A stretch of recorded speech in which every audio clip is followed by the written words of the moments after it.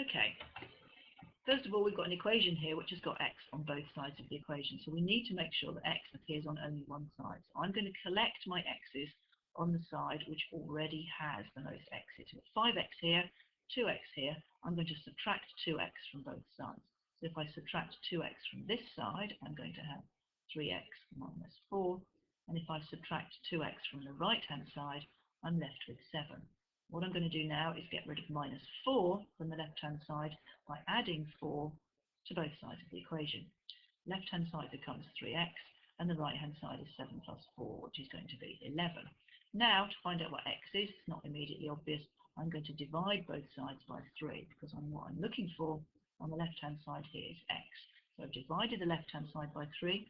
I'm also going to do the right-hand side divided by 3.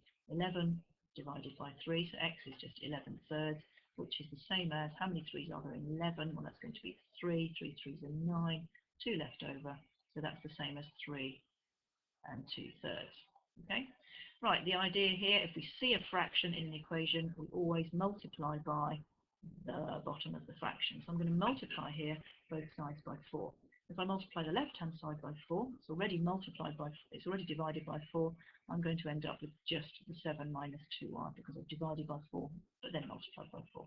On the right-hand side, I'll use the bracket to start with. I'm going to get 4 lots of 2y plus 3. Make sure that you do use the bracket there. So the left-hand side is still 7 minus 2y. The right-hand side, okay, becomes 8y plus 12. Okay. Now, which side's got the most y's? Well, in this case, we've got 8y on the right, so I'm going to add 2y onto both sides.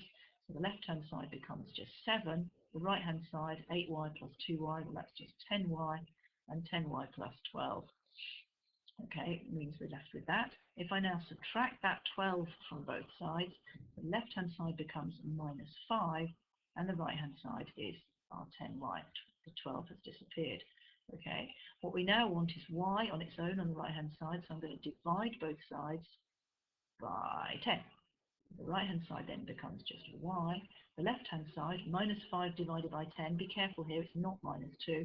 Minus 5 divided by 10, easiest to think of it as minus 5 tenths, okay, which is just minus a half. So in fact, y in this case is minus a half.